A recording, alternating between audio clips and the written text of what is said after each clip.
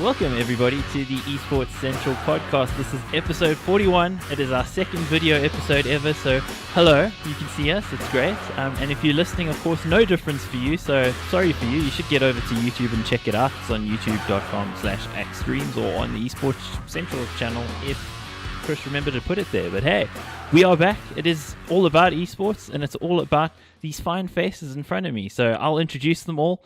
I know you can read, but of course, if you're listening to it, I'm going to have to say it. So this is going to get super confusing in future, but no more will I reference this in future. This is the last time. It's just for Glenn's benefit. How you doing, Glenn? I'm good. It is good to be back. It has been a while. I know Kaameel missed me more than anything. I know. Yeah, I missed him, and then he came back for 5 minutes, and I can't believe I did. Get me out of this goddamn podcast. So, Gadalili, are you happy to have them back, or you just sort of like don't really care? Stuck in the middle with you. I just didn't know that we were actually allowed to have a drink, so I just dumped this entire thing down my throat before we started. Wow. And now I see that drinks are allowed on screen. Why would you? Why would they not? I don't know. I'm a guzzler, so when I drink, you just hear like. I mean, We want to hear. You're not drinking. You're not drinking anything that's like, hard tack. And if you were, I would just recommend vodka because it looks like water. Well, That's a good point there, Prof. Sounds experience. So, Prof, I got to ask though: is your room as dark as it is so that you can hide all your like bottles of alcohol behind you? No, it's to hide all the dead bodies of people that ask me that question. Okay. I'll move swiftly along so that we don't like delve on that one because it seems vaguely plausible actually, which is a bit worrying. So we'll move on. Nervous laugh. So of course on the Esports Central podcast we do talk about all things to do with esports internationally and locally. And we're going to start with some international esports news. Wait, and we can't axe. Why? We have to talk about. We have to talk about Game of Thrones first. Wait. Okay, 3 episodes left. We can't not talk about. Okay, so before we talk about Game of Thrones, sorry, I do need to mention that this podcast is for the 9th of May, so it's enough time by the time this podcast comes out that we're not going to actually piss the entire world off. I have 3 days to watch it, so I feel that's reasonable time to. dude, I'm I feel dropping like I spoilers made a- after day one. I made a Like promise 24 hours. online not to talk about that we weren't going to do Game of Thrones. No, you because didn't. You I can't feel make like promises. That was one of them. You can't make promises. You I can't. tried. Keep. I tried to stop it, but apparently these Game of Thrones fans are too hardcore. So Look, here okay, we are. it's not even. It doesn't have to be a discussion. Okay, I'm just making like a personal announcement. I found a way to enjoy this new season. You see, I'm not one of the biggest Game of Thrones fans. Every Game of Thrones fan is a big Game of Thrones fan, but I like a lot of the Game of Thrones fans on Twitter. I've not been completely happy with it. But I found a solution because every week I'd watch the episode, then analyze it, and go on the Reddit and be like, this is fucked up and that's fucked up and all that. But this week I was like, you know what? I'm unsubscribing from the Game of Thrones sub. I'm not going to go check it. I'm going to watch it at face value. It doesn't matter there's this plot hole or this was done wrong or in the 645-year law of Game of Thrones. That should have never happened. I don't care. I watch it and that's it. That's it. I'm just a boy now, not a fan anymore. You're just There's so many memes we can pull out now. That sounds like a mid or early to mid 2000s Britney Spears song. I'm not a girl, but not yet a woman. Someone actually brought up Avril Lavigne, and I was like, man, that's some great. She time, is like, still early 2000s around. music-wise, eh? Avril Lavigne is She still died around. a couple of years ago, and she was replaced by a body double. Oh yes, I've heard that theory. That is a plausible theory. With Paul McCartney, right? That's where the theory comes from, where he's died and. Yeah, that's the original theory. Because if you play, Didn't is he it the die White now? Album? In reverse, then it's like supposedly says Paul is dead. Well, Okay, so I feel that this is a good time to mention we are very seriously considering doing like a pop culture / movies, music kind of podcast because I think maybe we delve a little bit too much that way sometimes. But that was gold. I mean, Paul McCartney somehow replaced Avril Lavigne with a body double. Okay, and it's hidden in Sean's dark fucking room. in the back there. Yeah. In the freezer. There we go. I so forget. I was like, oh wait, you could have seen start something. Should I start off the esports news, seeing as I cut off the actual You start did. of the esports news You act? did. Yeah, you can. International esports news. Go. All right. So something as serious as Game of Thrones. Fans in Australia, the CS:GO fans, were chanting. I mean, X, do you want to play the video of what the guys were chanting? Yeah, I shall. Let me quickly bring it up for everybody. Before we started, I'm just going to say this is the top tier esports spirit I like to see. Absolutely. Well, No sarcasm there, like no All cap. together There's now. nothing. 3, 2, 1, go. Which he'll welcome.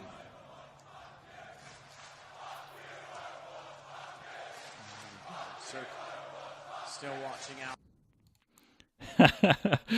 I like that. That worked for me.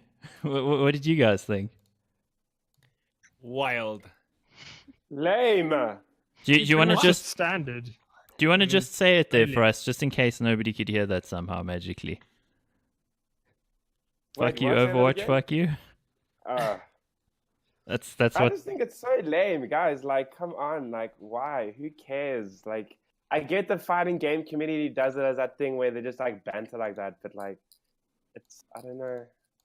Maybe Also, I'm grumpy I today. don't That is think also it's- an Australian event. Those people are a little bit more rowdy than Yeah, fuck you traditional is fans. like good Not even traditional morning fans, just in what Australian. most people would consider a Yeah. normal fan.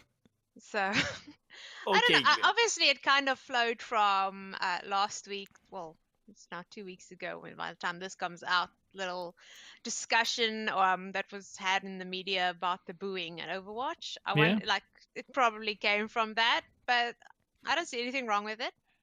Some That's 'cause friendly people got- banters. People got like super upset when fans booed at the Overwatch event. It's like, okay, and I mean, I don't know what Overwatch's reaction would have been, but it wouldn't surprise me if all of a sudden more things were banned from an Overwatch event now. Also, Like Just other ban fans, you know, everything. Just actual ban fans. the game at this point. Just- Just ban the entire game. Well, there was a part 2 to this because the I'm gonna just quote Slash's tweet exactly. Yeah, how's That Call is of the Duty worst in London? pronunciation. Slasher. No, Yes, Slasher. we've had this No. discussion. Exactly. I thought we decided it's a meme on this podcast to just call it Slasher forever. Sorry, I just thought you. Did you guys forget? I understand Jane forgetting because I didn't show up to half the fucking podcast. You thought he's a No, potato you are again. disappointed. Camille, 90% of what you say is a meme, so I don't know when it's real or not anymore. Deep. Deep. I mean, Okay, do read- I read care this about tweet. Game of Thrones? Don't I care about Game of Thrones? I don't know. Let me just read the tweet, okay? House Call of Duty in London comes to the aid of fellow bannerman House Overwatch, disrespected by the CS:GO in Oz. Play the clip, Max. Do the thing. 3, 2, 1, go. Oh, and then it got stuck.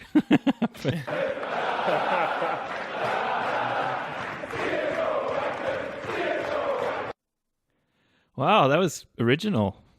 Very original. What do you guys think? That's what I said. It sounded like that's I mean- the sound of what it would look like to see white people dancing at a wedding. Like there's absolutely no rhythm. That is an absolutely golden line for today, like for this podcast. Wow.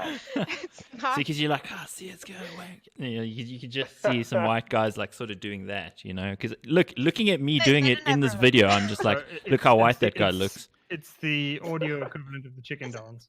Because the fuck you, Overwatch, fuck you. It just went so well. Like, as a retaliation, this was weak. Let's remind you guys that she's an Overwatch player. So, yeah, I don't know. You seem to be the one Overwatch player who's not offended by everything. Maybe.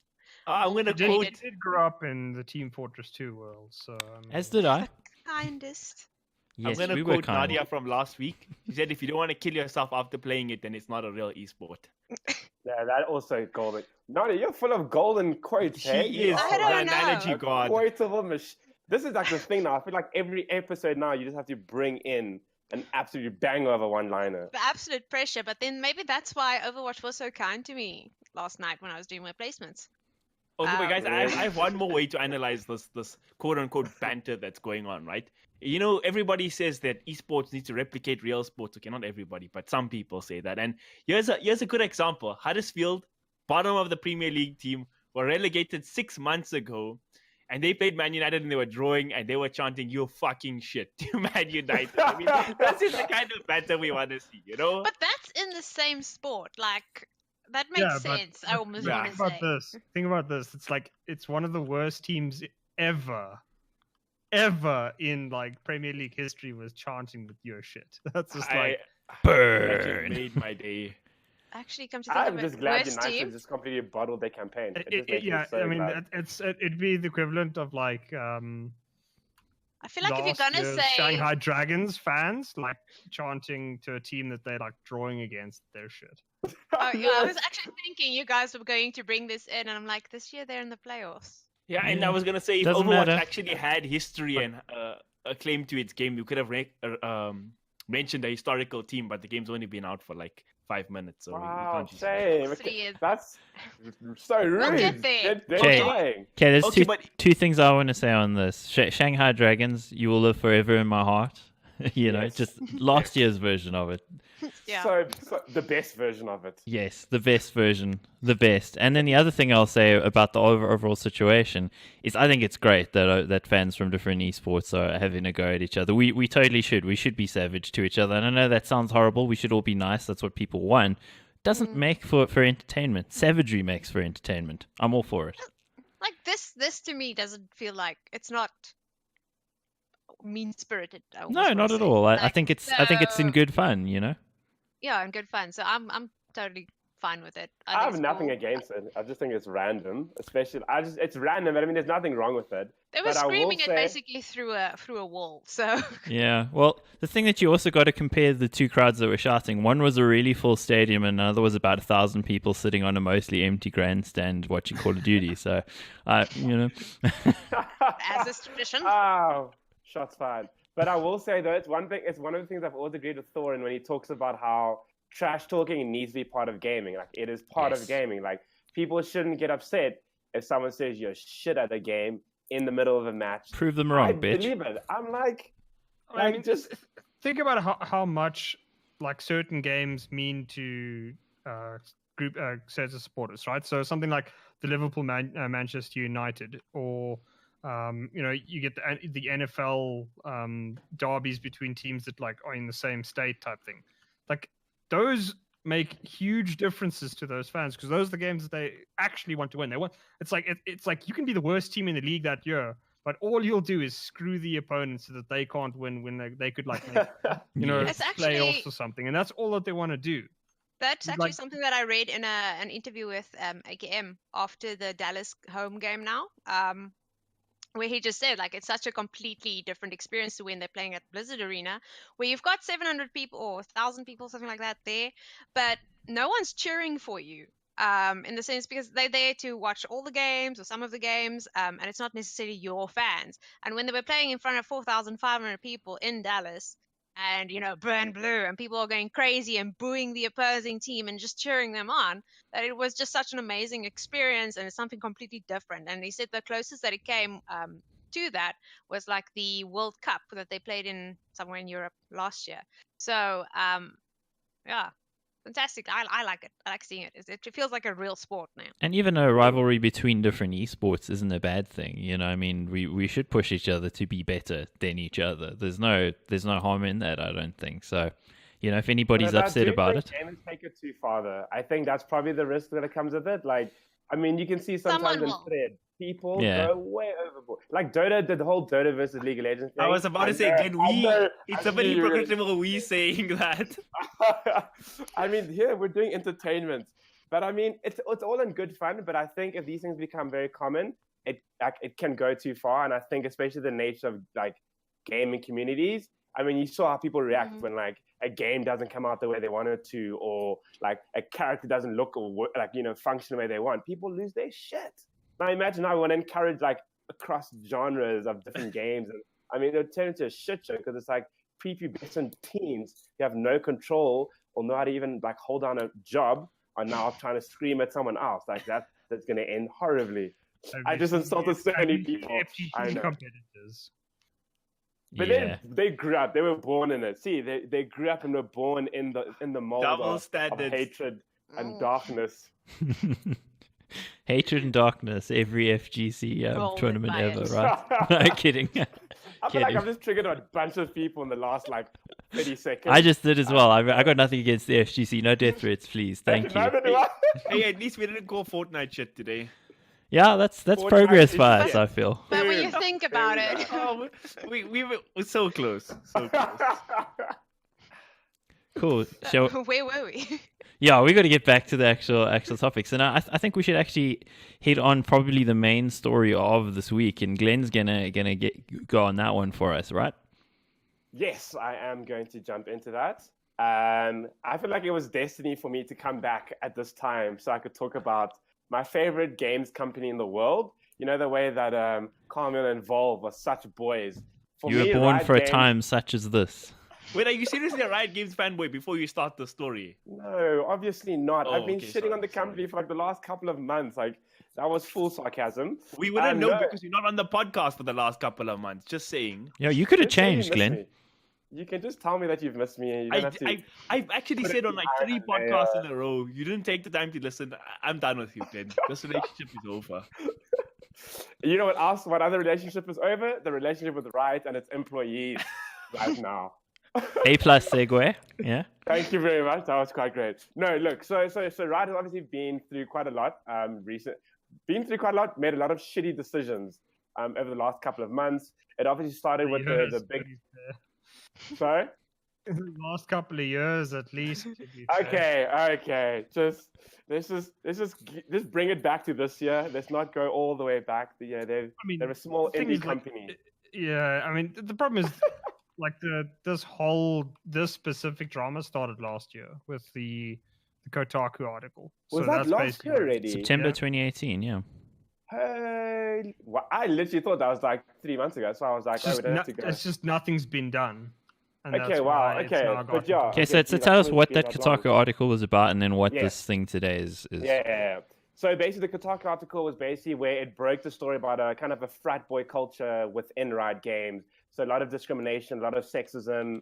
I mean, there was ridiculous things like bosses farting on employees' faces. There was like emails being sent around. It's like funny, it just sounds funny. No, it's ridiculous. Like there was like emails being sent around on company emails where they were listing the hottest to the least hottest woman or who they'd want to screw, like employees, like female employees, and that was being passed around. I mean, it was just like it was a series of ridiculous. Well, not just that. I mean, I also saw there's a timeline on one of the websites of the sequence of events, and one of the guys who was involved in it was a male senior person in the company. I think his surname was Gelb, if I recall correctly. Chief Operating Officer. Yeah, he was flicking other male employees' nuts with flicking them on the nuts kind of thing, and he was promoted. One of the things that I actually read. Okay, so obviously this is like a kind of behavior what is encouraged throughout the entire company, and then I was going through like Reddit threads on this, and I saw some posts by like women who used to work there or who didn't last very long trying to work there, and what they were also explaining is about how that that, like when I said that culture is literally from the top to the bottom. Yeah. It's throughout that entire company. For like they would be going to this particular lady worked like in the events department, whatever, but they would be dealing a lot with like cosplayers and competitive players, cosplayers and competitive players. That just sounds so weird when I said it, but it's words that are actually correct. Anyways, where they would be saying where they'd be also like judging how the cosplayers look, or saying that why show their boobs basically to them, or even in the game development they'd be complaining about characters not being sexually appealing enough, and giving all these reasons that would make certain people standing in the room quite uncomfortable. Wow. So yeah, just like the play-by-play when you listen to these things, it just adds up to such a especially in today's kind of culture that you have.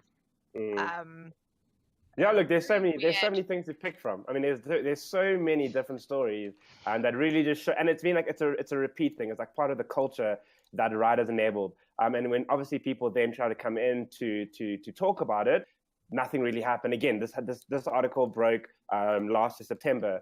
Riot then after that decided, cool. They put together like a August actually. Sorry, August the 7th. Was it August? Wow. Okay, that's so a long August time last ago.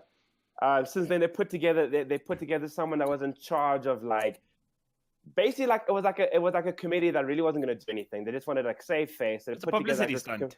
Yeah, Obviously, again, they said, no, we're going to work on it. Like, we're going to work on it, fixing this culture, dealing with the issues that have come up. And so everything quieted down again, and, everything basically went back to normal.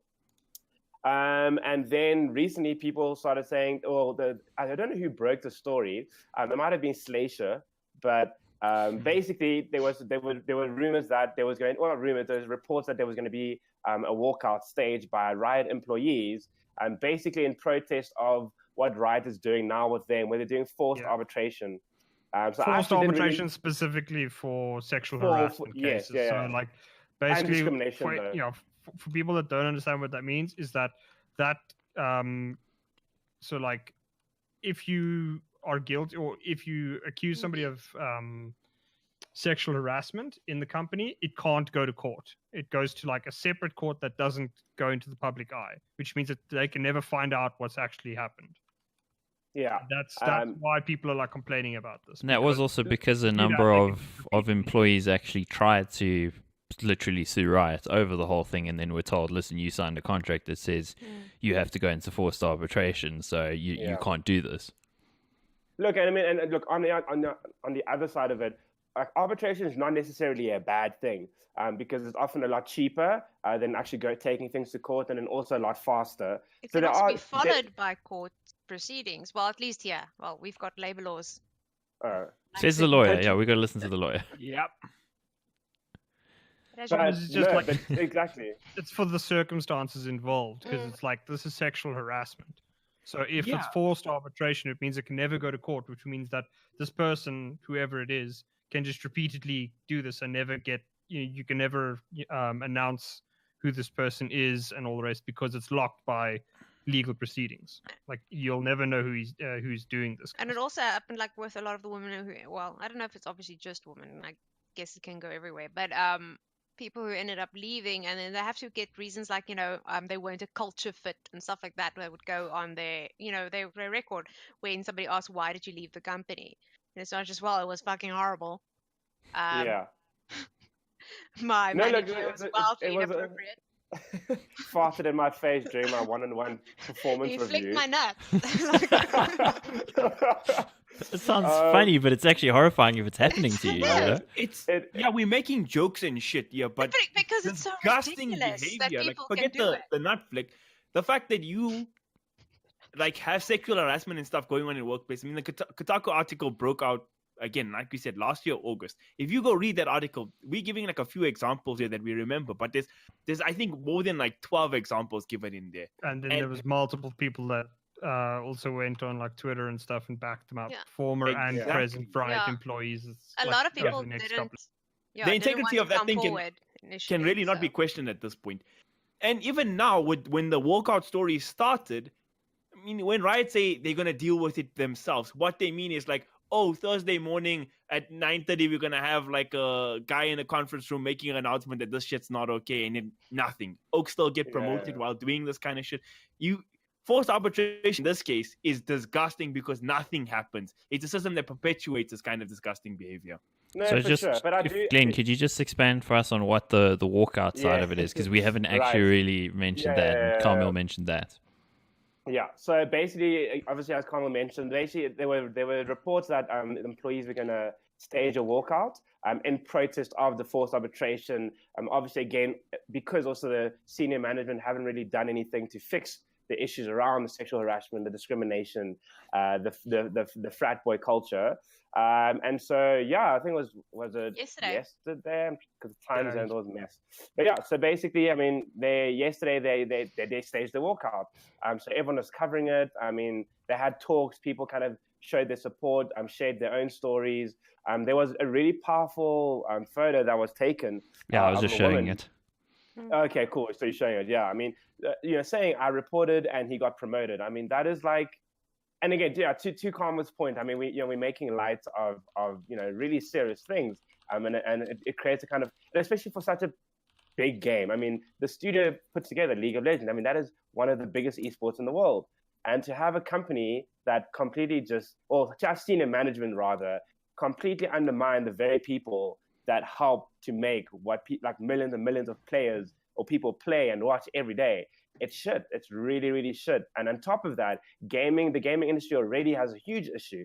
I mean, there's countless stories of different studios and game devs being exploited or not being paid sufficiently, being overworked. It's a hella stressful industry. So when you have to do an already stressful industry with really bad practices, really, and on top of that, you have to deal with sexual harassment on a daily basis, or being discriminated against, or having a really shitty, toxic culture, and in senior management basis, it gives you the middle finger and goes, "Fuck you, we don't actually care."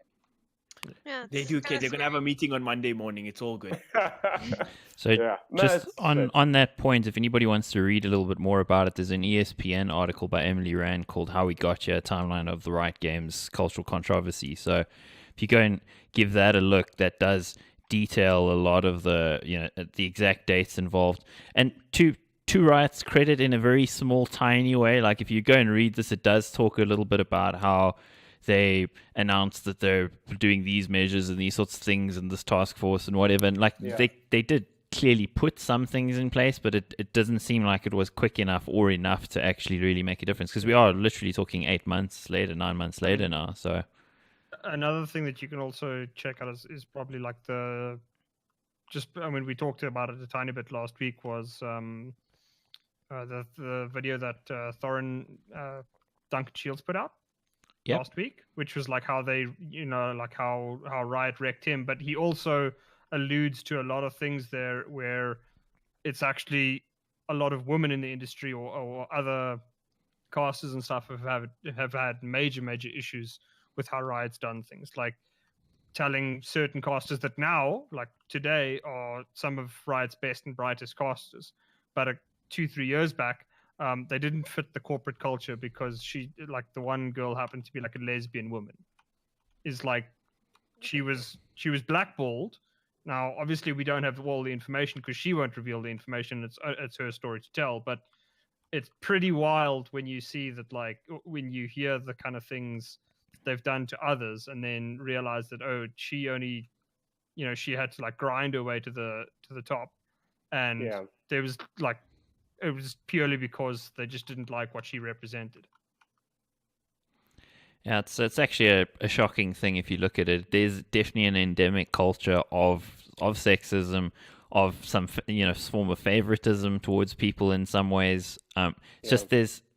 It's very hard to really defend them in any way. I mean, what we'll see with this whole walkout situation, I think first the walkout situation is the staff taking an extreme reaction because, or taking extreme action because of the lack of reaction from Riot. Riot said they're doing things and they didn't really, and then when it came down to it, it's like, okay, well, we'll do this forced arbitration, keep you out of the public eye so that it doesn't affect our share prices and drag our names through the mud. And I think Riot have inadvertently wrecked themselves by that. They probably didn't think their employees were going to take a stand against them, which, typically speaking, in the past, they were able to steamroll people, but now it's good to see that the guys are standing up, and there's enough of them standing up that the consequences for them can't be, well, you're all fired, because then there aren't many people left at the company. So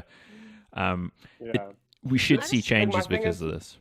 I mean, my issue to what you were mentioning now about people can't defend Riot. You go to the League of Legends subreddit, though. I'm sure they are. So one of the big things, and I mean, again, there's no real proof for these things, but the mods are suppressing a lot of the stories around the reports that there was going to be a walkout or all the issues that employees were having with Riot. A lot of those stories weren't making it to the League of Legends subreddit, and there's been a lot of times where like negative stories ended up being stifled on the League of Legends subreddit, and everyone is called out, from Slasher to Richard Lurs, who's banned from the subreddit entirely. You're not allowed to post his content. But sorry, you're not even allowed mentioning his name, but they'll delete your comments if you mention his name. You genuinely can, and I might even get it with a ban for a few days. But so going to that subreddit, when this story eventually does come out, and they can't, you can't hide it any longer, people are going, yeah, well, it's only like 100 employees walking, so it's not really a lot of people. Only like, you know what I mean? And then someone else is saying something like, yeah, well, I mean, I feel like Riot's they're busy doing stuff right now, so at least they're trying. And it's all the same people are still there. It's disgusting. You can't say they're trying. People are moronic. And on top of the fucking subreddit thing, me and Axe spoke about it last week about the Rick Fox story. which is Yeah. also a big one about racism and discrimination, and they deleted that. At a certain point, if you are, what's the word? If you are hiding away stories about discrimination, sexual harassment, that kind of stuff in your biggest form of media outlet, then you are perpetuating that system. You are condoning that behavior, in my opinion. So Actually, I let's also think that is so against what like a thing like Reddit actually should stand for, which is yeah. a lot of like free exchange of information. And if a company can basically control a subreddit, Yeah, but also then that subreddit's full of like kids that have never had jobs for a lot of them. Yeah. So for them, I mean, when they try to understand the implications of what 100 employees working out is, they're like a lot of them have no benchmark or reference point to talk Do you know about. what So it they all come across really ignorant. because that's Yeah, what I but, actually like, wanted to ask five you. would be scary. Like, Just 5 would be terrifying. 100. 150. Just like just what think is about the actual all of this is happening, people around the world are maybe saying, okay, ooh, look at Riot, bad, not nice, but what is the actual practical effect that ultimately has on a company at the end of the day? Like the walkout it's great, and I'm hoping it has some kind of actual real effect, but So I I feel think like it might just go on, like So ultimately. I think one of the big things people have with it is the reason why it's because it's such a public display. So one, it completely negates the effect that the forced arbitration had in the first place. So that's already a positive in terms of like it's actually now out there and people are discussing it and there's media coverage. But I think on top of that, it puts a lot of pressure on the company because there's been already reports again that have been that have come across the last year where Tencent is not really happy. There's not a stable relationship with Tencent, between Tencent, the parent company, and Riot Games. So there's already tension between those two. Now there's going to be more pressure on senior management from Riot because now Tencent inadvertently is going to get affected by this. Strings. The purse strings, sorry. Okay. So the you don't hope, I mess think, with is the that purse the strings of external, a huge company like that. Exactly. So I think the hope is that there's going to be pressure from way above Riot, that we're going to be like, sort your shit out or we're going to step in for you. And hopefully that's going to force them to then deal with it better and actually take their employees more seriously. So I'm it's still huge. I think mind it's blown by really this big. 100 people. Just think about the ratio of Yeah. like how many of those 100 were farted in their face, had their balls flicked, were sexually harassed, were hit on, were denigrated because of their gender or the sexual orientation. I mean, it's like that's multiple people. I mean, it's like you there could be 5 people that represent one of those things, 20 people are. I mean, that's crazy. Yeah. Hey, I mean. So I want to know who all the perpetrators are. Oh, Because the were problem they is inside the building? That's exactly why they don't allow court proceedings. It has to go to arbitration so that you can never find out. Like they themselves basically burnt their chief operating officer, but that's probably like my guess would be is it just got to the point with him specifically where there was nothing that they could do. Like you couldn't hide it anymore. So they were like, okay, we'll offer up this sacrifice to hide the rest of the dirty laundry. And it's like, yeah, that's not going to work so much anymore. Now everybody that does that kind of thing is going to get exposed. And the thing is as well, like, and something I've spoken about before, and people always get all iffy about it and upset when I mention it. But I mean, there is like in gaming culture as well. Like it's not the first time. Like there's a reason. It's not a surprise that a gaming like studio has crazy bad sexist practices or sexist culture that is like ingrained in the way that they hire, the way that they talk to each other, the way they treat one another. Like gaming culture is like that as well. And it's such a common thing and it's such a problem that people kind of always push to the side. Or I mean, I'm not saying it's like everybody's doing it, but it is something we need to like admit as well and be honest with ourselves. Like it's part of gaming, and then obviously the same to a large degree esports as well. Like sexist culture is like it comes across in so many different things. I mean, you've seen how many teams have tweeted things that are like completely like tone deaf and so inappropriate. We're getting to that, aren't we?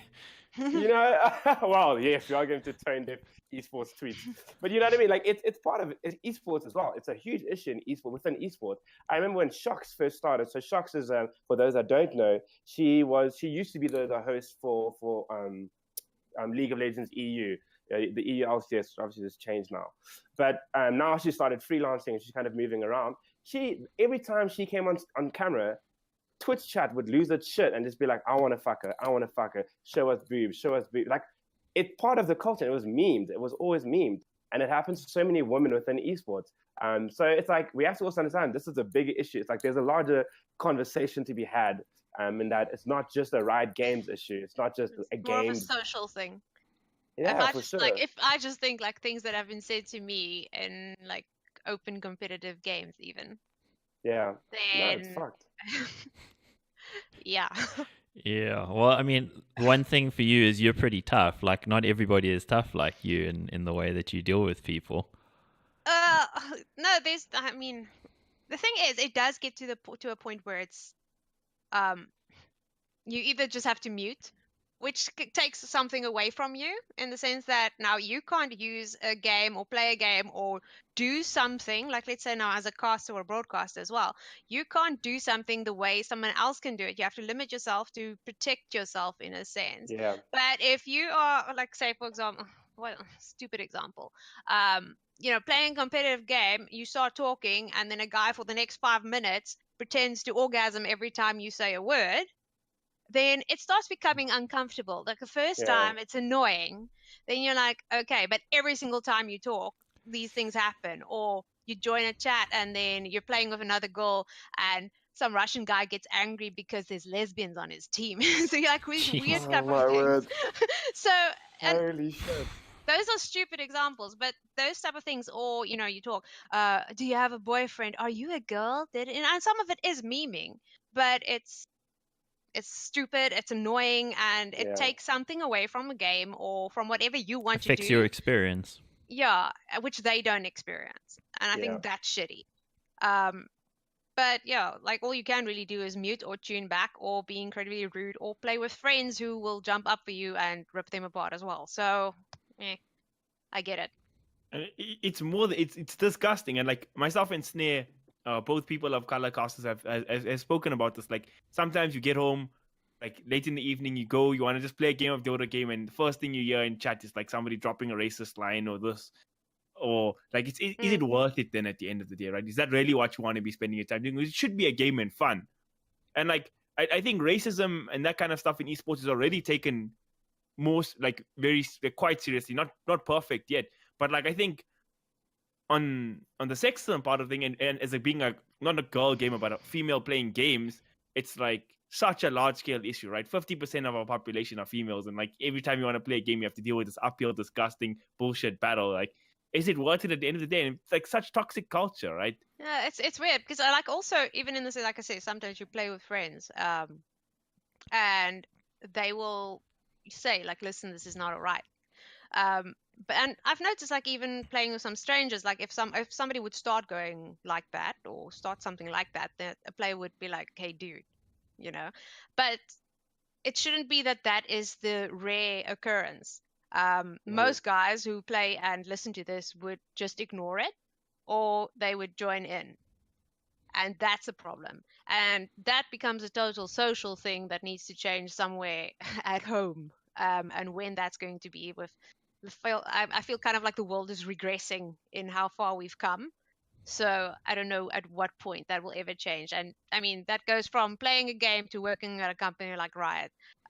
It needs to get fixed in that sense. And in the sense I think of the Riot thing, yeah. sorry, to circle back as you just did, if the culture of the company is rotten and promotes those sorts of things from the top, to police your player base and ban people for doing things like that and whatever, you can't expect to change the culture of your players if the company itself espouses one thing but actually does another. So they need to sort their house out, because they are one of the more notorious developers for actually doing that, trying to be the thought police for their players, and what they actually are at the core of it is rotten. So I think it's a very difficult thing to try to tell players you should change, and I think they should change, because that kind of behavior, as you said, Nadia, is absolute bullshit. People should not do that.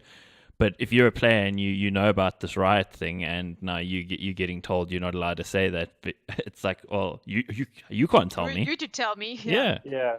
That's so true. That's so true. And I think it's also an issue is that also thinking like young people are playing these games.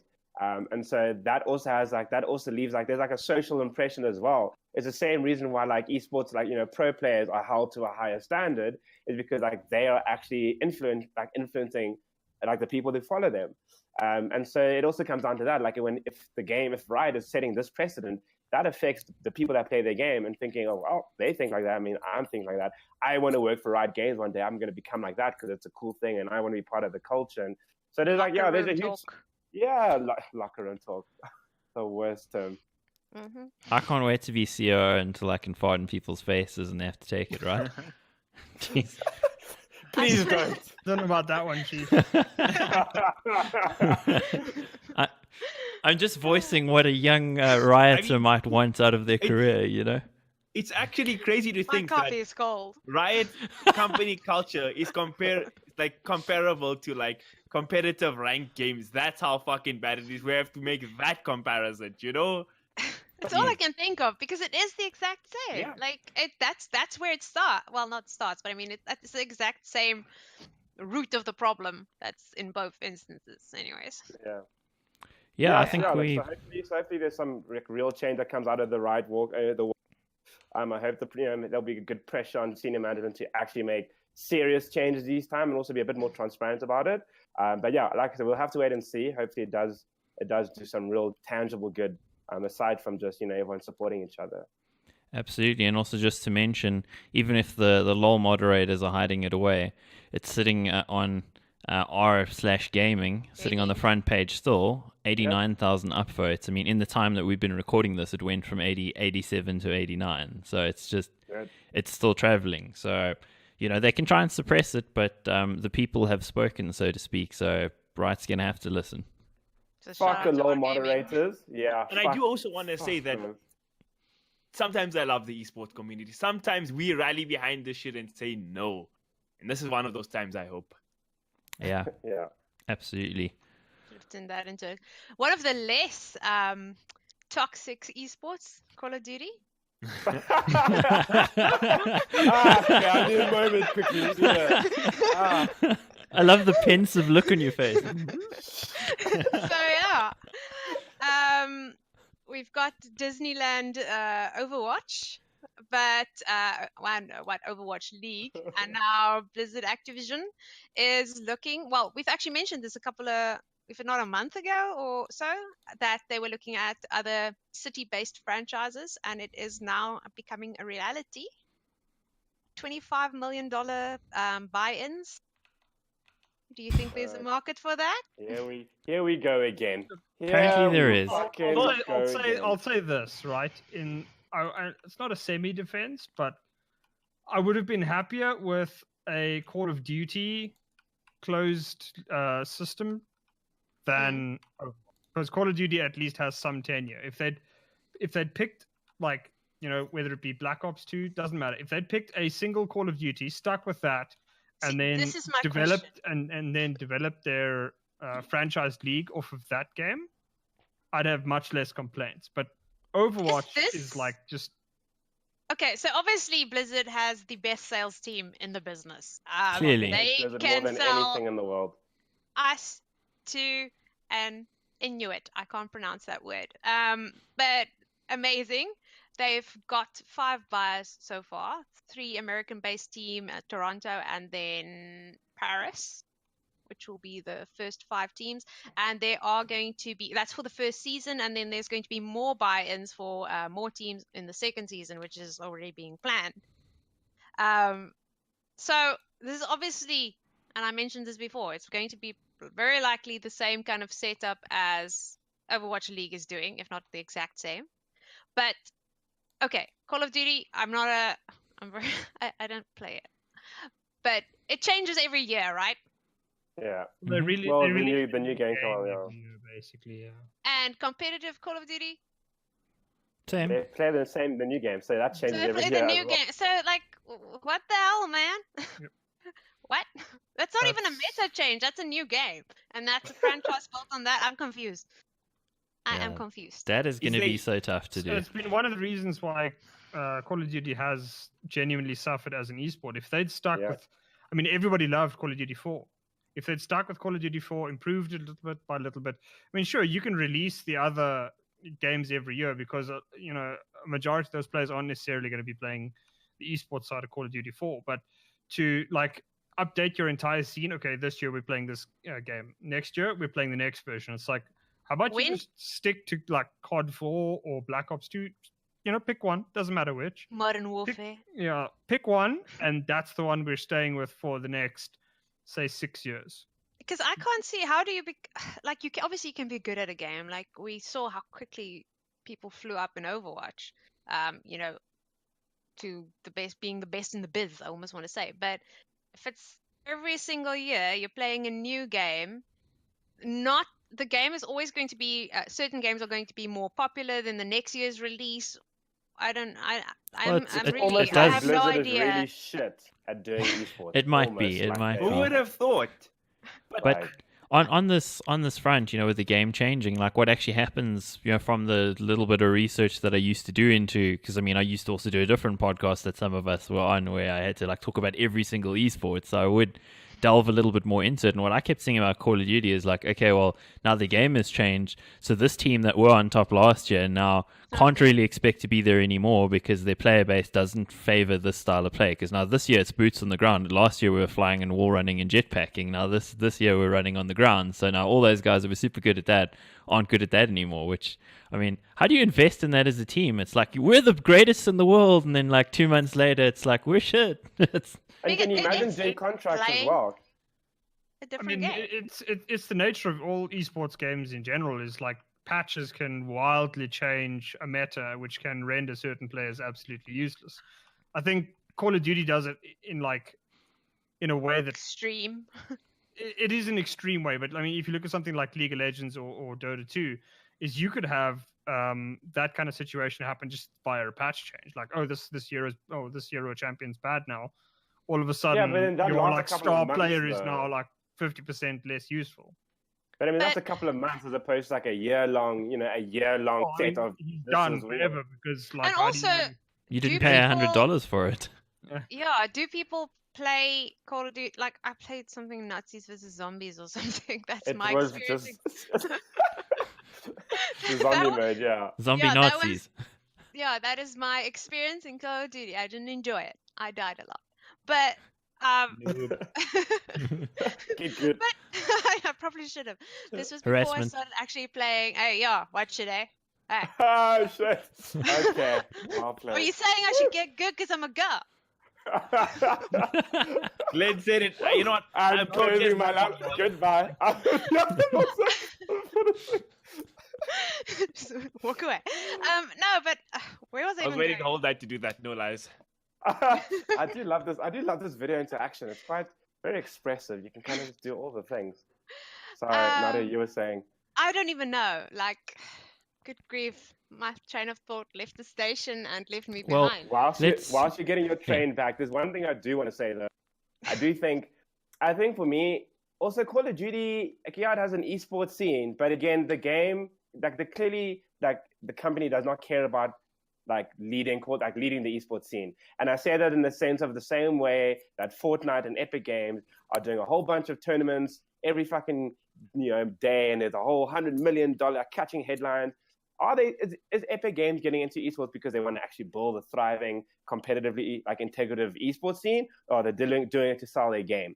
And I think for me, when I look at Call of Duty, if you have to be serious about it, I mean, you cannot go from going back to World War II and then going from high tech to World War II to back on modern day warfare and expect to take yourself seriously as an esports building or an esports carrying company. There's no consistency. I don't know how if do you saw even the light sell bulb that- go on. Like, Oh, how do you okay. even I sell remember. that to sponsors and stuff? Because they're But like, okay, we want exactly. to sponsor this game, and it's like, oh, next year it's an entirely different game. Like, wait, but we were in for X, Y, and Z. Yeah, we were in for the good guys versus the bad guys in World War II. Now it's terrorism. Now we're killing brown people. This is bad. We don't want to sponsor this. I mean, No. That's for real too. That's a real that's game, what happens. That's a But serious marketing What I thing. was thinking before I forgot what I was thinking, holy crap, is so now I need to formulate it and I cannot. But okay, so you buy a Call of Duty, you really love it, you play it. So it's out for that year, fantastic, you're going to start watching some competitive play on it, and you do. Then the new gay game comes out. And would you still be interested in even watching it if you enjoyed the old one? Do people still play some of the older ones the previous years? Do they just, knock on with that and kind of ignore the new release? Or is it like, okay, guess I'll have to leave It this is now. There's no one on the server. New game. like, Here we go. From Like, what ugh. I've seen, the COD community is pretty loyal to the Mm. the brand, as it were. Like, I still just think, like, yeah, they'll be loyal, but could you really support a soccer team or a rugby team that changes 40% of its players every year? Mm. So I mean, for me, the I'm whole of considered about esports that. has that problem. Like other than like EG, like Yeah, but Not it's changing also players. well. I think Yeah. where Prof's going though is like you'd as an organization not change them to make your team better, change them to actually make your team work potentially. yeah, But that is Yeah. fair. I mean, we also are using extreme examples. I know a lot of Call of Duty people will probably jump in the comments and go, "No, that's not how it is."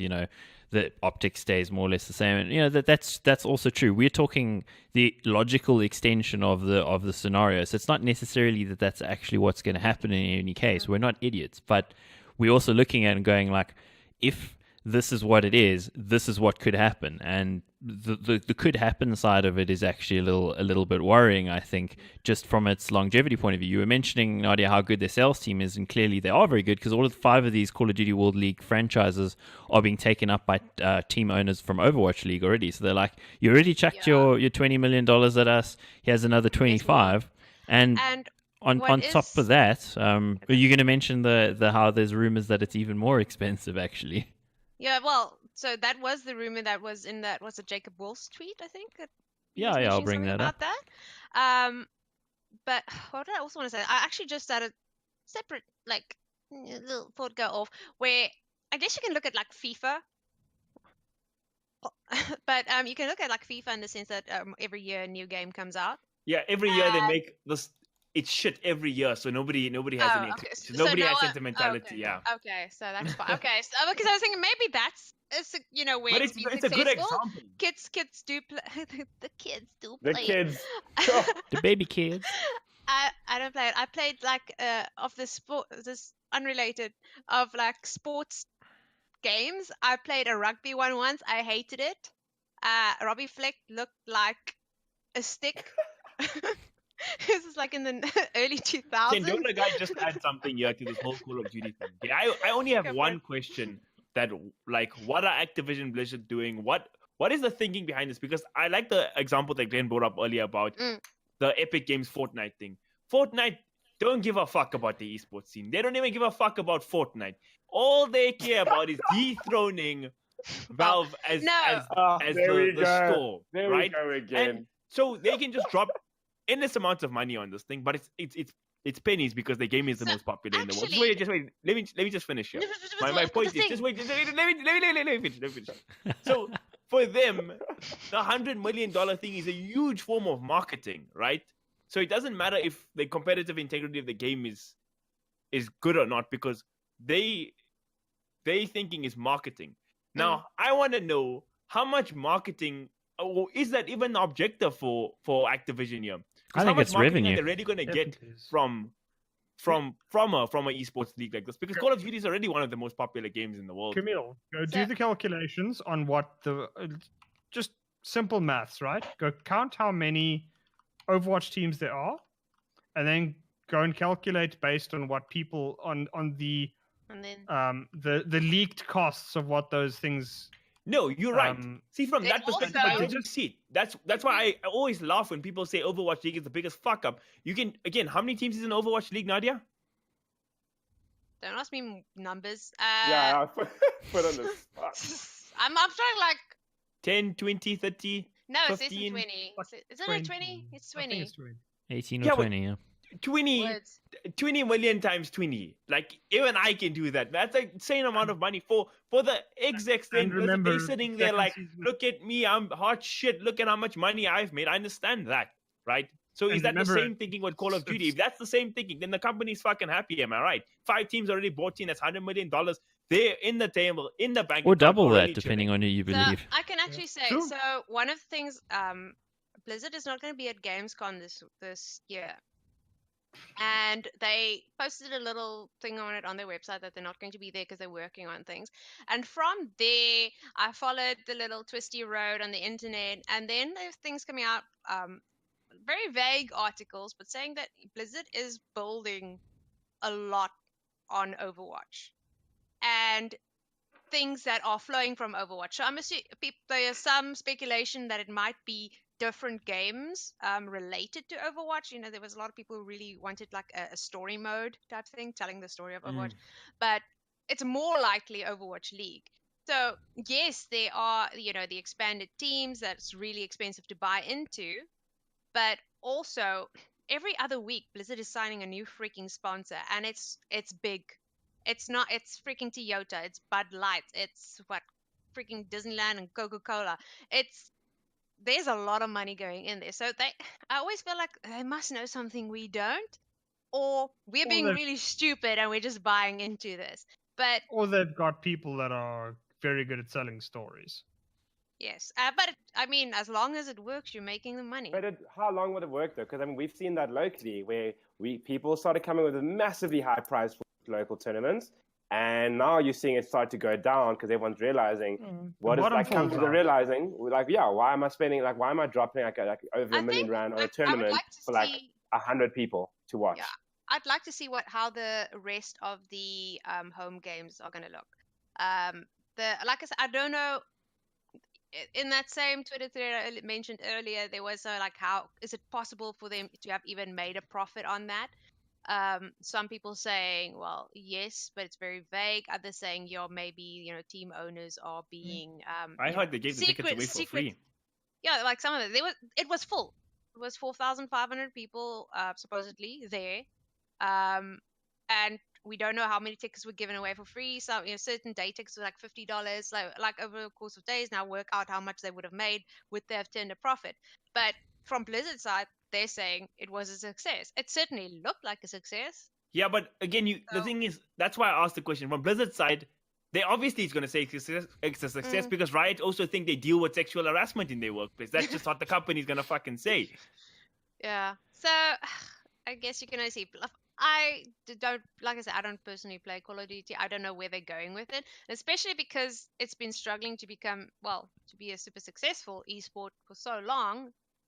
I don't think that's fair. I do think I do should mention this. I mean, it has an established scene. Like Call of Duty has an established scene. I think it's not as big as, you know, the top ones now, but it is still a successful scene, and it's been doing really well for a long time. But despite some of the think about how big Call of Duty is in relation to how successful its esports scene is. Yeah, but that's what I'm saying. Is like it's not that they've done a bad job. It's that whole thing of like it's like the old saying that there was like a wrestler that once said of Vince McMahon, right? That he's a millionaire, he should be a billionaire. That's exactly how I look at the Call of Duty esports scene. Is that they're successful, but how much more successful could they have been if they made things right? But this is my question, because in my opinion, I look at games like Call of Duty and FIFA and stuff. I don't think they really ever cared about like esports and that side of the thing, because it's a marketing gimmick now. Yeah, now it's a marketing gimmick. So, but FIFA also monetized through FUT. So through that, they were making, like Fortnite make money through their battle pass, through selling packs. FIFA made.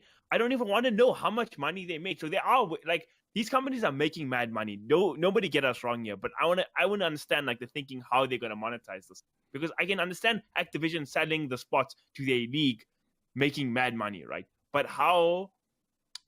I don't know what's the word to put it. Like how they're going to convert that into actual revenue, because beyond the sponsorship, you need other money to actually come into the scene to make it sustainable. What's the income?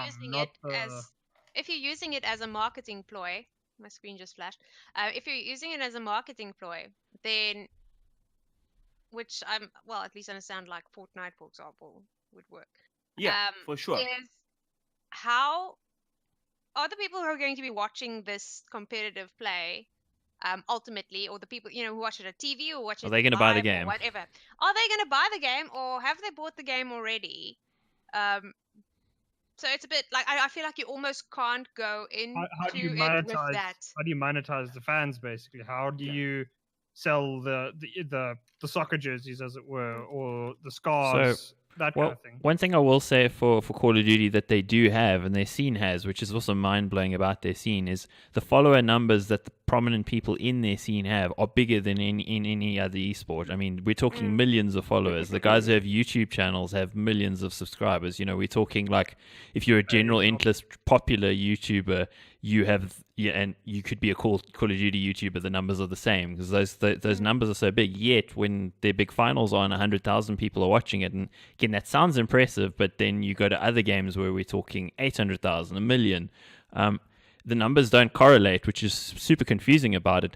But there is this follower base for the game for all of the prominent people. So I would hope that Blizzard, not Blizzard, what I'm saying, well, Activision, because they're the guys in Activision Blizzard who are responsible for Call of Duty, would actually try to use that to promote their game, because no other esport has that. I mean, we're talking tens of thousands of followers, maybe hundreds of thousands in the other games, but in Call of Duty, we're talking millions. If they use it effectively, they could do something with it.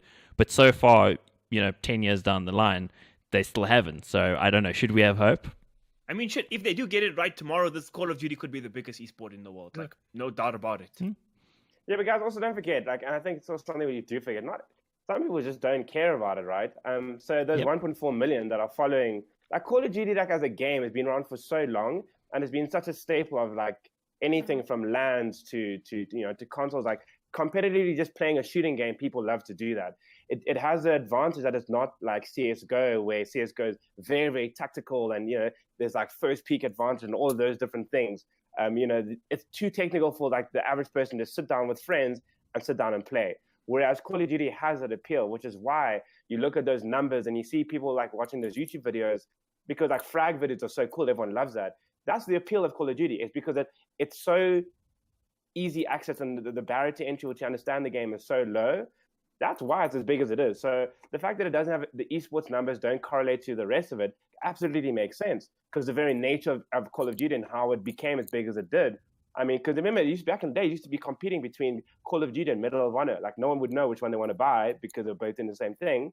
But Call of Duty understood how to just do things way more fun and appeal to a broader audience better. And that's what Call of Duty is, like, that's the power of Call of Duty. Trying to translate that whole nature into esports, I think is it's a big leap. It's a big leap to go, oh, you and your friends always play together, and I watch everyone here, like watch these professionals. It's so different. It's like it's not the same market, and that's why you 1.4 or whatever like million people on following these guys. Well, we don't actually know if it's the same market. I think it's a good point you make, and we always say on the podcast, right, then, that don't correlate gaming market to esports market, because they're two vastly different things. But we actually don't know if that's the market yet, because what if like ESPN has an esports channel? What if it starts growing? Like, it's always the promise, the things it's thinking. What if this thing pops off? What if now the pro Call of Duty players are on adverts and that kind of stuff, and it does grow to be what we see in the sports world? You have to remember, maybe, in for sure. Korea, that's a reality. Like, esports players are absolute celebrities. I saw like a Korean, I'm not sure what game it was, but I saw like a Razer advert with a Korean esport player in it, and I was like, you could have a close shave like me too. It was a close shave.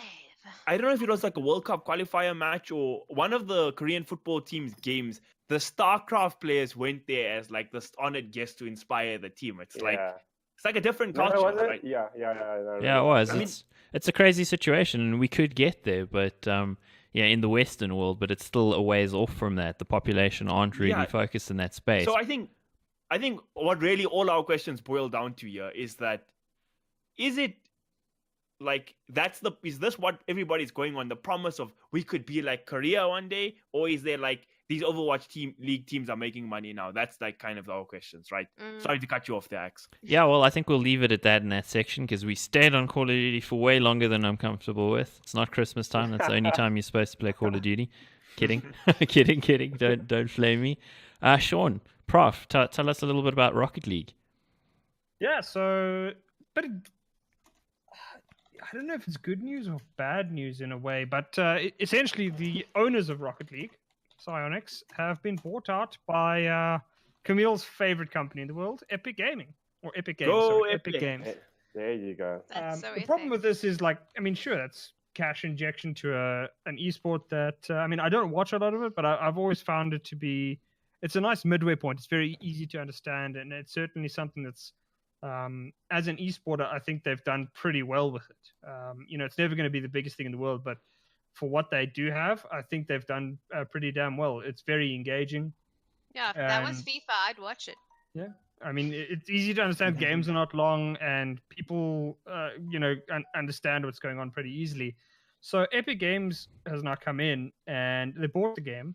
But of course, the whole drama with Epic recently is the fact that they are all about exclusivity. And the issue here is that previously they've basically, when games that are going to be released, something like, say, Borderlands 3 or Metro Exodus, they've basically sold the rights to exclusivity to the Epic Games Store. A lot of people obviously naturally get upset by that because Steam is by far much bigger. Steam is, more advanced. They want to use it on Steam and they can't get it. The problem with Rocket League is that Rocket League is already on Steam. It has been for a long time. Yeah, I mean, I must have bought it 3 years ago. Yeah, it's basically on for its entire lifetime. It's been there, and the intimation, we don't have confirmation yet. That's the problem. Is that the intimation is that they're going to be removing Rocket League off Steam. Not a problem by and large, but all of the stuff that's been purchased on Rocket League via Steam is probably not going to be carted over to the Epic Store. And questions that have been asked to both Psyonix and Epic have been met with very, very vague answers. They probably don't know. I'm telling you, they probably don't know. The problem is that, you're cutting out a chunk of your user base because that user base now has to move to a different platform just to be able to play the game that they love. But you're also potentially taking away all of the things that they've worked hard to get, the skins and all the rest. And if you remove that, how many of those people are going to be like, I'm willing to grind all the way back for this or spend my hard-earned money to buy things a second time? Oh, hell no. Yeah.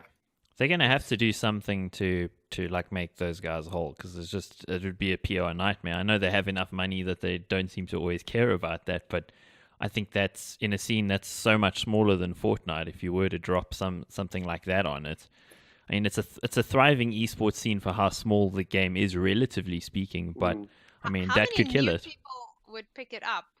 Actually, like if you didn't move, like how many new players would pick up Rocket League? Its player base has been quite stagnant, though. I mean, it's been quite stagnant player base. I think that's been one of the big issues with the game and why it's seen as small as it is because the developers also didn't read when they brought in the loot boxes. I mean, it kind of basically everything went to that attention, and so they didn't really bring in really new big things that could attract new players. I mean, like I bought the game, when it first came out, loved it. I mean, I played quite a bit of it, and I just got bored eventually. I was like, there was nothing really that kept me coming back. There was no reason for me to keep playing it.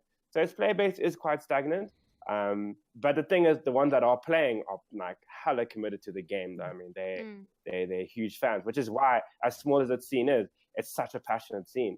And even locally, I mean, I've been contacted a few times, because to get told there's a really cool local scene here as well, like in South Africa, for Rocket League, and they're also seemingly doing quite well in their like little, their tiny like small bubble, which is cool. But the play base is stagnant, and that's been the biggest issue for the game. The problem is the play base is stagnant. Now what you're going to do is you're going to go cut out a chunk of that play base as well. Yeah, that doesn't seem logical. So you see hopefully Epic sees like the light and just leaves it on Steam, but brings it to their own platform where it can grow. But Epic hasn't seemed to do that. Is it like Steam servers, or how does that work? Because would people be able to? Well, it's Psyonix servers, though. Okay. It's not Steam. But whenever you purchase something, it's purchased through the Steam. Yeah, no, sure, yeah. Like Steam takes a cut of every purchase. So, what Rocket League does have, though, you're still getting a cut. Steam still gets a cut of what they're buying in game. Well, Rocket League is one of the games that did pioneer in some ways cross-platform play, though. So there is that. The fact that you could play on PlayStation against people playing on PC that you can't do in a lot of other games. So maybe the fact that they've already got that part of it down means the integration between Steam and Epic Store might be a little easier for them. I mean, I'm just speculating here, but they're one of the games that made it, it made it look pretty easy. Like, hey, we can do this. Whereas every other game, it's like it's some impossible task that they'll tell you because of their licensing agreements with Sony and Microsoft. So there is that. But overall, let's hope it doesn't kill it. Because what I will say about Rocket League, I won't say one thing because I've said a few things already. But what I will say about Rocket League is I think the premise is actually cooler for esports than something like FIFA because it's something you can't do in real life. Like that's one of the cool things about games. You get to sort of live vicariously, do things that you can't pull off in real life. And soccer, while I'm not good, I could go and do it outside my yard now if I wanted to. So I can't drive a rocket car flying through the air playing soccer. Some people drive like that. I mean, there are some videos on the internet where people actually edit in the Rocket League ball or the boost as something like ramps off the side of a pavement. Is that just shade being thrown at GMAX? Hold on. Firstly, when I want to throw shade at GMX, I will do it deliberately and I will call. I actually have no idea what you're referencing. You're not going to subtweet him in a podcast. Did he crash his car? I literally have no idea what you're referencing. He didn't crash his car, but you're like driving crazy and he's like the biggest racing games fan in the world. Oh, okay. I thought I was like, did he just get in an accident? I just let him made a joke and no, okay. Making jokes about people in accidents is like that's not cool. Well, it would be one of the least bad things we've done on this podcast so far since we covered all the sexual harassment stuff. We were laughing at ball flicking, so, I mean, whatever. But I'd say like something like Rocket League, just what it is, if there was really a lot of money put behind the esports side of it, it could actually be pretty big just because what it is, the visuals of it, it's actually quite exciting to look at. It's quite exciting to watch. And it's not just dudes running around the field. There's like, flames shooting and lightning and, particle effects, and it's easy to understand. So I always thought, geez, this game's got so much potential to be a really big esport if they pushed it in the right way. But it just seemed like, as you said, Glenn, it sort of stalled out because they didn't really do anything new for the game. They just added hats for your cars, So maybe on the positive side, and I mean, I totally agree with Prof on where he's going with it being a bad thing with them splitting the player base. But if Epic is somehow able to retain those people and actually do new things with the game, I think that would be a net positive for them. But it all remains to be seen. Everything is speculation until we really know, right? We should do like in a year from now, someone date this, then we do like a esports. Where are they now? Rocket League playing a tiny violin, Rocket League, and you can add like honorable mentions like what was it, Ark's survival of the fittest and things like that. Like, that sounds amazing. Yeah, make a note. Music playing. Make a note. I feel like we have 7 different projects that we want to do. Yeah, we got to do all this shit. Well, I think let's move on to local esports unless there's anything else you guys wanted to say on Rocket League. Nope. Cool. Well, we'll go there. So let's start with more Call of Duty because why not have more Call of Duty when we've already spoken about Call of Duty for half an hour? I mean Holden, he wishes he was here, right? Or not, because we were criticizing it in a lot of ways as well. But I'll bring it up here on the screen for you guys. Here on the Esports Central website, esportscentral.co.za, from Zombie Dread, there's a wrap of Bvd CWL London Adventure. They made it into the top 32. I think they won 4 of 6 games off the top of my head. So you can go and have a look. They didn't make it through all the way, but they started in the open LAN, which is kind of crazy. So they did really well. There was Brad Cherry and Shani there taking like videos with their phones that you could watch on Twitter of the games because the games were not broadcast. So really committed COD fans. Shani got on a plane over to London. Brad lives in England and went over and was filming with his phone and live streaming so fans could watch. So, they're super committed, and kudos to them. And kudos to Bravado for doing really well. I mean, I was just saying on the podcast last week to Kaameel, how often is it the teams go over and they get wrecked, and we like applaud their efforts, conquering heroes who got wrecked, but well done on getting wrecked, but here we're actually talking about they some. did it, and the rest didn't. So yeah. Well, and that's what we said, Axe. We don't have to make up shit because there are guys who go over and do pretty well. So and they did. So freaking A, man. This is awesome. Well done, Bravado. So I love how you just shat on a whole bunch of people whilst complimenting Bravado's backhanded compliments, It wasn't intended to be, but now that you mention it, it hits at 3 different angles. Like I'm hitting at other players, the guys who say the shit. Like it's actually a I'm proud of myself now that you mentioned it, Glenn. Thanks. Okay, firstly, that was not a compliment to you, although I realize now it was, and I feel bad. No takes. I've gotten soft in my absence. Absence. Yeah, you nearly went abstinence, didn't you? Whoa. Oh, well, we're going to stay on the bravado subject. Kaameel, you want to tell us about the next bravado thing? All right. The festival has brought some bravado. Bravado announced the Bvd festival. And it's Quite some time ago already. Yeah, they announced it a long time ago. But we haven't mentioned it on the podcast till now, right? No, we keep No. leaving it off because we're like, okay, yeah, wait, we don't have time. Next week. But this is a pretty cool event. They're hosting a Fortnite tournament, a solo tournament that's going on this weekend. 15,000 Rand prize money there. They're hosting a FIFA tournament as well. 10,000 prize money there. Romans is a big sponsor for this thing as well. So there's a lot of vouchers and that kind of things up for grab. And I don't know if you guys saw the awesome thing that BVD are doing, that some guys requested on the Twitter that they want to play their World Cup qualifiers or something there after the Fortnite World after the Cup, actual yeah. tournament. And then they're leaving the event open so people can play there, which I think is super cool. But Yeah. I think this kind of event is just like, we always think like we have Rush, we have Rage, we have Comic-Con, and that's kind of what we have got. Now we've got like a fourth event, which is really nice. Obviously not the same thing as Comic-Con or Rage, but it's awesome to see these kind of events going on. Yeah, and if anybody's wondering where it is, it's at the Matrix Maverick Gaming Lounge, and that's in Rivonia and Joburg, so north of Joburg. Pretty easy to find. So definitely go check it out. It does say that it's open to spectators for free, so you can go and watch if you want to. For players, of course, there's also, they do need to pay to be involved and register, I think, by the 9th. So that will be the 10th, sorry. So that's after this, very shortly you got after. it right, the 9th. It is at the 9th. Okay, sure. My memory this was is good. like Okay. you register to play, you go through all your stages, and you get a winner on the same day, or what? Yeah, I don't know if it's all on the same day, actually. I didn't read in that. 1 or 2 day event. This is a long document. Very long. Dude, in fact, I'm going to just quickly scroll down this thing for everybody here because, geez, this is so much information. Oh, my word. I feel like there should have been separate pages or something. But, hey, the information's all over there. Go to bravadogaming.com. You can read about it. We won't speculate. We might get the facts wrong and then get tweeted at and stuff. So, go find it yourselves. How could we get fact C and page D wrong? I'm going to sue you now. That's never happened. No, never. Not to us. Definitely not. So, but yeah, cool initiative from them. And talking about cool initiatives as well, if we're talking about events, there's also the Ekasi Tech Fest coming up, which is another one to look forward to, and that's coming up on the 28th. Isn't it? What? The second edition of the Ekasi. Yes, yes, it is. Yeah. Yeah, which is quite a cool thing, got to say. The only thing that's not so cool, you mentioned Rush, Kaameel, is that Rush is on at the same time. So the Rush Esports event hosted by the guys from NAG, the 3rd edition will be happening on the 28th to the 30th of June.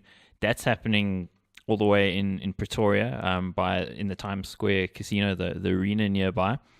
And if we want to geographically think, where is the Ekasi Tech Fest? It's in Soweto at the Soweto Theatre, over 80 kilometers away. So it's a little difficult. I mean, I think if you...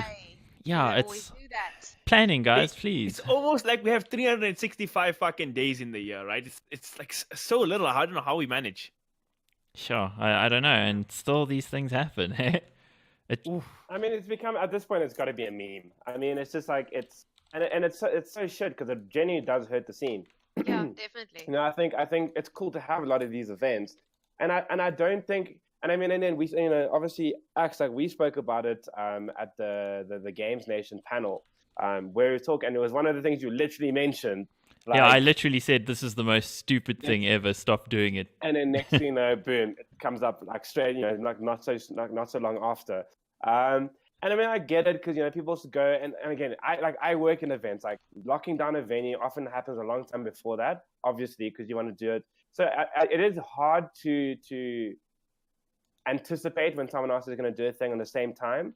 But I do think it's not that difficult to just pick up a phone, and just call each other and go, hey, like for next year's planning, we're thinking. Well, no, that's what I'm saying. So these things will happen long in advance. They may not know until like. But I think if there's this open communication between each other, going for like now, for example, now for next year, go, hey, here's the time we're thinking of doing it. When are you thinking about doing Comic-Con? Cool, Rage. When are you thinking of doing your thing? Like, yes. But the thing is, at the end of the day, to not screw each other over. But my thing is, it's at the end of the day, though, it's a money. It makes financial sense to not overlap each other. So as much as like, even if you like want to screw someone over, you're still hurting yourself. Like, of course, Russia is probably the bigger one of the two, and you know they'll be less affected by it. But there's still people that they could have had attending their Russia event. How did Comic-Con affect Rage actually by numbers? Rage. I don't think it did. Rage did it? Yeah, I think officially the numbers weren't, but it did feel a little quieter at times. No, I mean, they put out a whole press release, and it like Rage tried to. Let me maybe just not actually say it definitively, but as far as I know, like I remember reading it, like it did dip a bit. Okay, because maybe it did dip a yeah. bit because previous to not last year, the year before, they broke their record with more than 30,000 people going through. So I don't know if they matched that or not, but also even the events in terms of not sponsored, but in terms of like actual like companies there and a lot of brands, there was a lot less on show. Yeah, it's just because you're asking the one stand was empty, like literally was nothing. You're literally asking the guys to spend the same amount of money twice on essentially the same thing to similar audiences within a week. Yeah. But of course, Reed Exhibitions have shown through the whole Cape Town initiative that they're, you know, what they say and what they actually do are not the same thing. No, we're not here to step on anybody's toes. Yes, they are.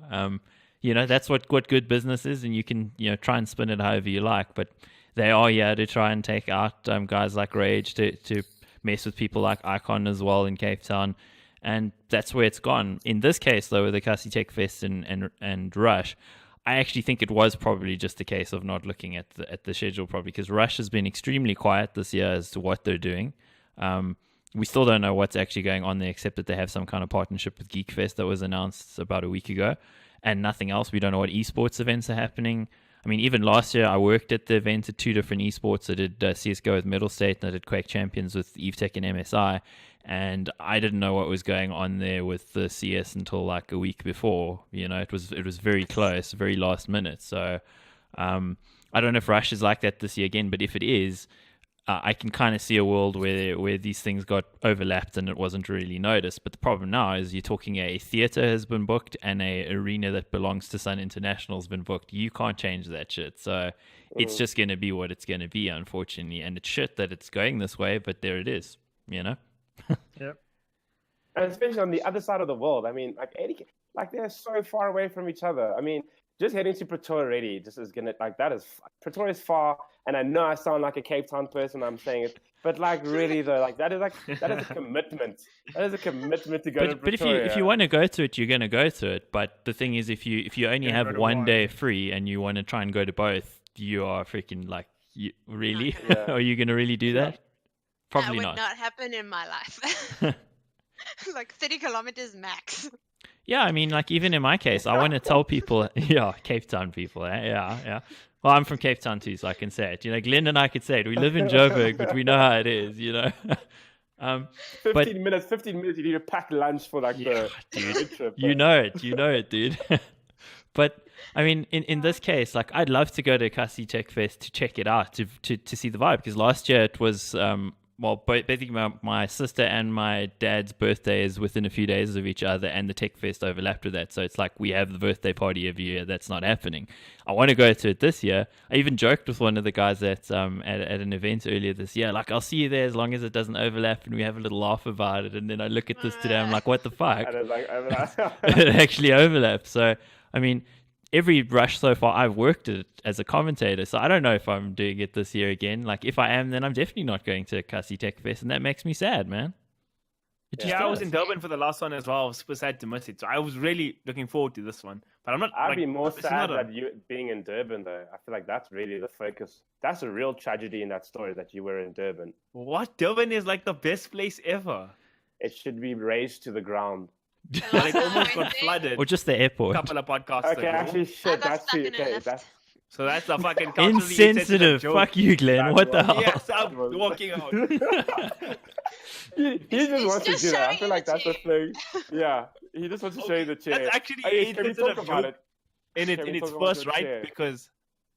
Oh, wait, that was just a show of my DX Yes. Racer, baby. Oh, Exactly. okay. There There we you go. go. We knew there was an Good. ulterior motive Shout in there out to- somewhere.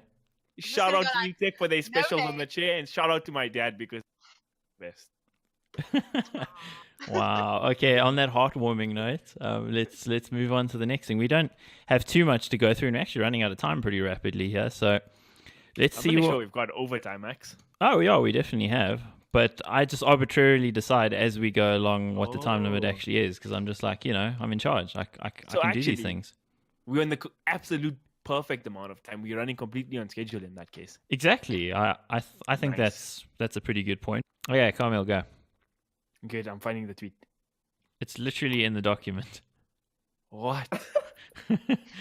Where? Oh, the bravado. Festa. Wait. No. At the bottom. Okay, Oh, so here we basically go. Okay, Bravado fine. Gaming did a great tweet. Obviously, this is Ramadan is happening at the moment. And so their tweet was as follows. The perfect choice for Ramadan. See you this weekend at the Bring the Bravado Festival, of which we'll be giving away over 25,000 Rand in cash and 2,600 Rand of Roman's Pizza vouchers to our winners.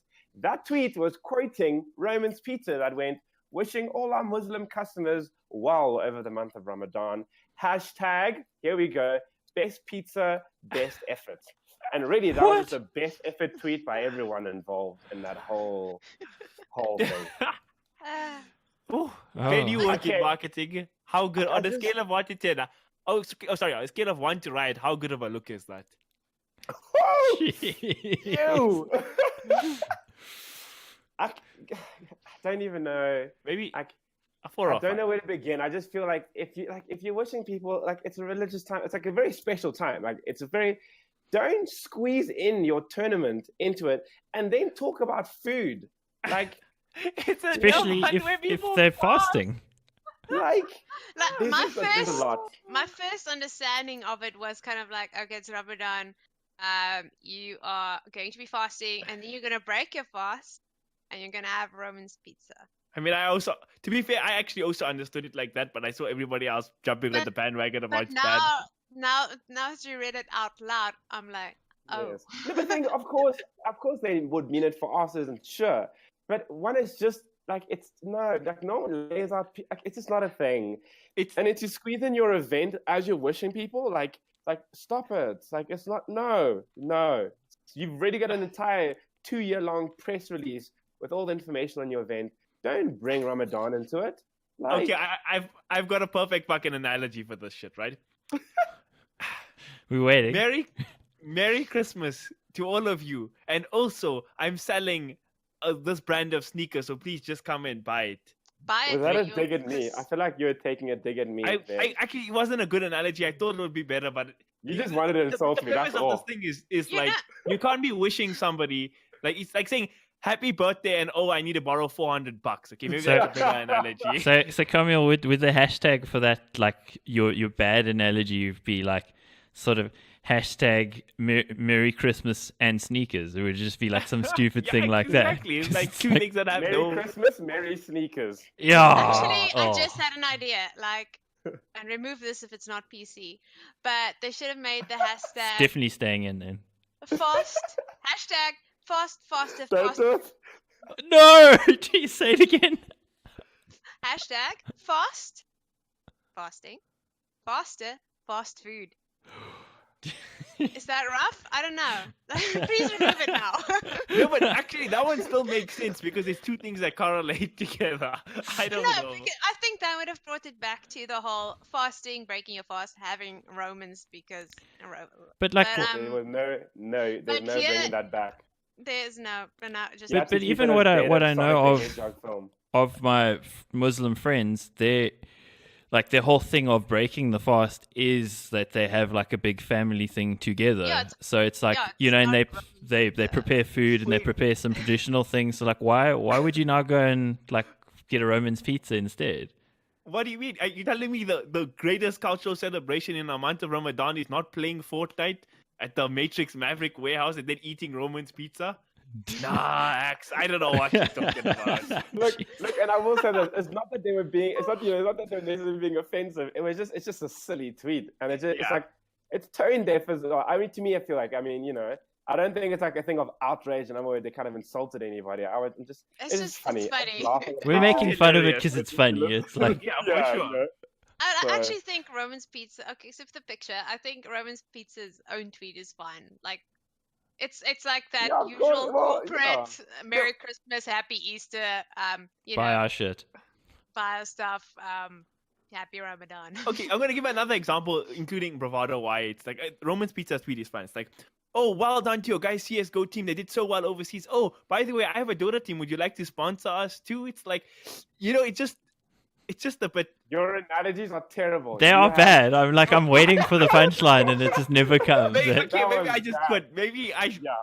Yeah. You just I'm ended. done. You One said, year like, the ahead. ending. No, he's behind. But even like Just I just done. think companies in general tying in like trying to sell your product to a religious anything. I mean, it could go the other way. It's like happy being an atheist, you believe in nothing, we're all gonna die by our shits. I mean, like that's also like it just that would be awful and tone deaf if somebody said that, but that's not far off what some brands do, you know? No, when a brand just does like just say what needs to be said and then stop it, and then your next post can be an ad again, then I think it's fine. But don't No, combine guys, the two. And the thing is, I did social media for 2 years. Like, I mean, the brands, the stuff you'd have to write about, and how brands try to almost shoehorn themselves in at times. It's like, this isn't like some brands just don't speak. You don't have to talk about Choose Tuesday every time. Like, you don't get involved. Ramadan, if you're not like, if there's no natural tie into Ramadan, just don't talk about it. It's fine. Or wish it without your product being front and center. Yeah, like, come on, you don't have to talk all the time. You know, like. And it doesn't have to be a tie-in. I mean, especially like with religious holidays and like Ramadan, it's a time for introspection and, you know, family and all of that. Roman's And, pizza. One more analogy. Actually, no, your analogies Wait, are wait, horrible. wait. Oh, like use your analogy and you can replace my hashtag. Then I'll be. Nothing safe. can replace use that. your one more Sometimes- analogy chance wisely, Kaameel, before you ban I wanna- permanently. Sometimes it's good to acknowledge you have 4 smarter people sitting with you instead of trying to just say shitty analogies like I do. That's my last analogy. I don't Well know, done, well done. Wow. Okay. If you Okay. want, Kaameel, That if you was- want analogies, go ask your mom. She'll give you many while insulting you, so you can learn. That sounded like you're being rude about his mom, but you're actually literally saying just. You guys a Well, huge just- compliment. Just go listen to like "Ironic" by Alanis Morissette. I'm not making an analogy again. I'm retiring. Like, analogy. So Glenn said something about just talking for the sake of talking. Well, I think we're getting to that point, so let's call it a night on the podcast or a day, Can I whatever say time one you're last watching thing? it. One Yes. last thing. This is a beautiful quote that's just because Kaameel ruined everything. So I want to end it on something strong and Yes. eloquent. So things you should think about when you're posting as a brand, and this goes out, this is free marketing advice to all esports people. Does it need to be said? Does it need to be said by me? And does it need to be said by me now? Just Oh gosh, that's like everything that comes out of my mouth. That's like everything that came out of my last 4 analogies. Oh damn. Well, there you go. let's call it a podcast. Episode 41 of the Esports Central podcast. Thanks for joining us, guys. You can follow us all individually on Twitter. Our names are in the video, and of course, will be in the description as well. So you can follow us all. I've been Extremes with me, GK, Saint Galilee Prophecy, and Kaameel Chikte. Go to www.esportscentral.co.za to read all the articles and latest news in esports that your heart could desire. And of course, follow the podcast on Spotify, on Podbean, on YouTube, wherever. Subscribe, like, and send us your donations, and send us pizza. Cheers.